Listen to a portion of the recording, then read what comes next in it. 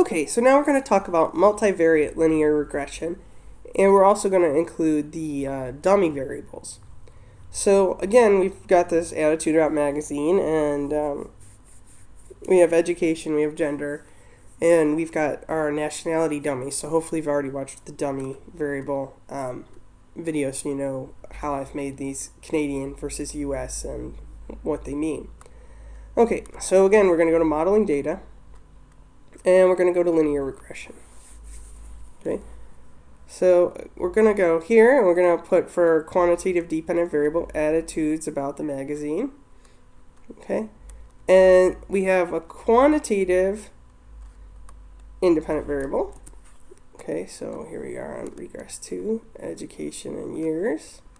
But we also have qualitative independent variables, and here there are 3 of them. So the female variable, the Canadian, and the US. Okay, now just as we don't have a category for male, right, we also don't have our category for French. Okay, that's just the way it works. Again, tolerance, validation, prediction, all of the things, just keep them the same as last time. Okay, and here we go. Ta-da! We got results. Okay, so it's got our summary statistics for our quantitative variables here, our categorization for our independent variables, our qualitative independent variables. It's going to give you this correlation matrix that's telling you about the relationships between the variables.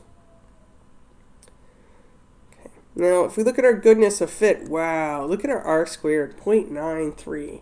Okay, this doesn't happen a lot in real life. I promise you, it just doesn't happen that much. Okay, our adjusted R square is 0.85, and that's great too. Okay, so our analysis of variance tells us our model does fit. Yay, great. Okay, so let's look at our regression coefficients. So we've got our intercept or constant at 9.4. Okay, so that's our starting point that everything else is equal to 0. Okay, now look, our education effect is still not significant.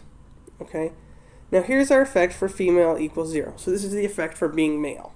Okay, so males still like the magazine more than females. Okay, but the values, it's not significant anymore because actually the nationality variable is explaining more of the variance. Okay, now we've got this effect of Canadian equals 0. Okay, so this is for people who are not Canadians.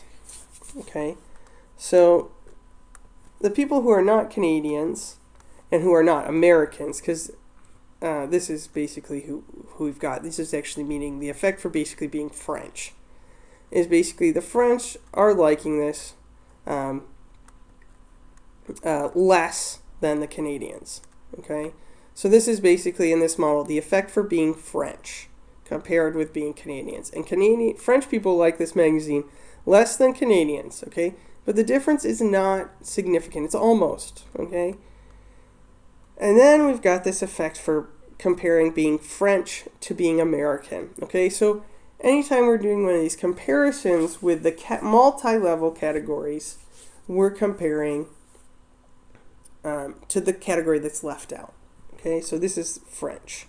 Okay, and so we can see that the French like this magazine significantly less than the Americans. Okay, so this allows us to do sort of that multi-category comparison like we did in ANOVA, but in one test. So it's quite nice. Now, if you wanted to see the comparison between the US and French in here, and so that we could compare the Canadians to the Americans, we could do that too, and you'd get similar results. Okay, so that's multivariate regression. Okay, talk to you later.